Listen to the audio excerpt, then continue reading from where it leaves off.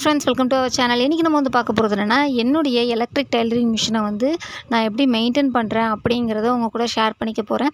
நீங்கள் இப்போ தான் புதுசாக வந்து எலக்ட்ரிக் டெய்லரிங் மிஷின் வாங்கியிருந்தாலோ இல்லை நார்மல் டெய்லரிங் மிஷின் வாங்கியிருந்தாலோ அதை எப்படி மெயின்டைன் பண்ணலாங்கிறத டிப்ஸையும் நான் இந்த வீடியோவில் ஷேர் பண்ணிக்க போகிறேன்.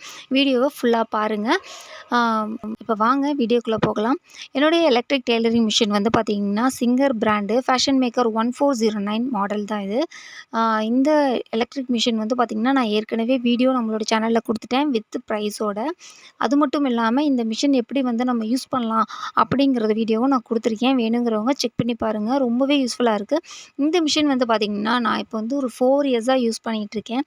இப்போ வரைக்குமே வந்து ஒரு சில டிப்ஸை நான் ரெகுலராக ஃபாலோ பண்ணுறதுனால எந்த ட்ரபுளும் இல்லாமல் வந்து ரன் ஆகிட்டுருக்கு. இந்த எலக்ட்ரிக் டெய்லரிங் மிஷின் பற்றி நான் வீடியோ கொடுத்துருந்தப்போ நிறைய ஃப்ரெண்ட்ஸ் வந்து டவுட்ஸ் வந்து கேட்டுகிட்டே இருந்தீங்க. இதில் ஜீன்ஸ் ஸ்டிச் பண்ணலாமா, என்ன டிசைன்ஸ் போடலாம் அப்படிங்கிற மாதிரி நிறைய டவுட்ஸ். முடிஞ்ச வரைக்கும் நான் கமெண்ட்லேயே ரிப்ளை கொடுத்துட்டேன்.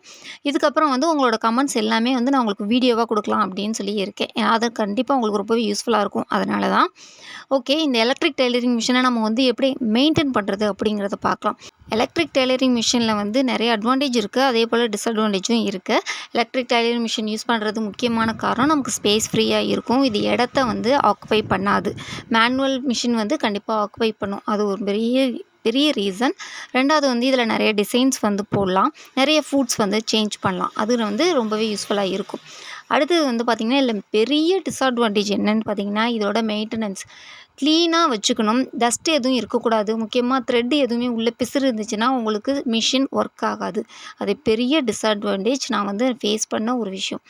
இப்போ வந்து பார்த்திங்கன்னா நான் மந்த்லி ஒன்ஸ் வந்து இதை எப்படி மெயின்டைன் பண்ணுவேன் அப்படின்னு பார்த்திங்கன்னா, முக்கியமாக வந்து துணியை வச்சு ஃபஸ்ட்டு வந்து வெளியில் இருக்க பார்ட்ஸ் எல்லாமே வந்து நல்லா துடைச்சிட்டு அப்புறம் வெட் கிளாத் வச்சு நல்லா துடைச்சிருங்க. ஃபுல்லாக துடைச்சிட்டு அப்புறம் இந்த ஏரியா இருக்குது பார்த்திங்களா, உள்ளே ஸ்டிச் ஆகிற அந்த நீடில் ஏரியா ஃபுல்லாகவே ஃபூட்டை வந்து கலட்டிட்டு ஃபுல்லாகவே வந்து பார்த்திங்கன்னா திரும்ப வெறும் ட்ரை கிளாத்தை வச்சு ஃபுல்லாக துடைச்சி எடுத்துடலாம்.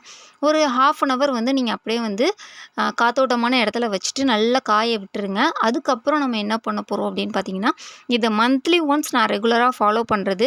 நீங்கள் ரெகுலராக இந்த மிஷின் யூஸ் பண்ணுவீங்க அப்படின்னா வந்து 2 டேஸ் ஒன்ஸ் இல்லை வீக்லி ஒன்ஸை கூட நீங்கள் பண்ணலாம். ரொம்பவே யூஸ்ஃபுல்லாக இருக்கும்.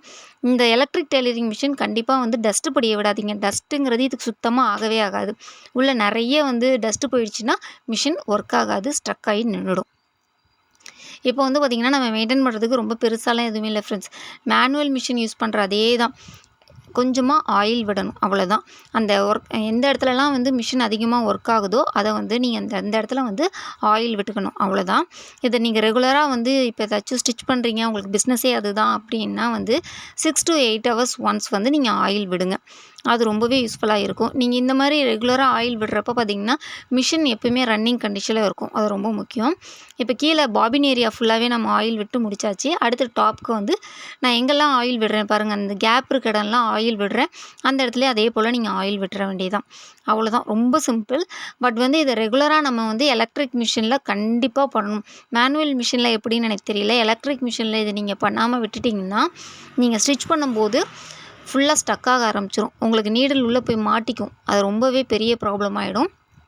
கண்டிப்பாக இந்த வீடியோ உங்களுக்கு யூஸ்ஃபுல்லாக இருக்கும் அப்படின்னு நான் நினைக்கிறேன். ஃபுல்லாக ஆயில் விட்டுட்டு கண்டிப்பாக ரெஸ்டிங் டைம் கொடுங்க. நைட்டு வந்து நீங்கள் இதை செஞ்சால் கூட ஓகே. நல்லா டஸ்ட்டை ஃபுல்லாக ரிமூவ் பண்ணிவிட்டு ஆயில் விட்டுட்டு நீங்கள் அதை அப்படியே வந்து ரெஸ்டிங் டைம் கொடுத்துருங்க. முக்கியமாக ஆயில் விடுறப்ப பார்த்திங்கன்னா இந்த பார்ட்லாம் வந்து டிஸ்மேண்டில் பண்ணிவிட்டு அதுக்கப்புறம் வந்து அசம்பிள் பண்ணுங்கள். அப்படியே வந்து நீங்கள் ஆயில் விடாதீங்க. உள்ளே டஸ்ட்டு இருந்துச்சுன்னா அது போய் சிக்கினாலும் உங்களுக்கு மிஷின் ஒர்க் ஆகாது, ரொம்பவே ட்ரபுள் கொடுத்துரும். அதனால் வந்து கண்டிப்பாக வந்து இந்த மெத்தடை நீங்கள் ஃபாலோ பண்ணி பாருங்கள். ரெஸ்டிங் டைம் வந்து மினிமம் 5 hours மேக்ஸிமம் 8 hours வந்து கொடுங்க. கண்டிப்பாக வந்து இந்த மெத்தடை நீங்கள் ஃபாலோ பண்ணுறப்போ உங்களோட மிஷின் வந்து எந்த ட்ரபுளும் இல்லாமல் வந்து ரொம்ப நாள் வந்து நல்ல ரன்னிங் கண்டிஷன்லேயே இருக்கும்.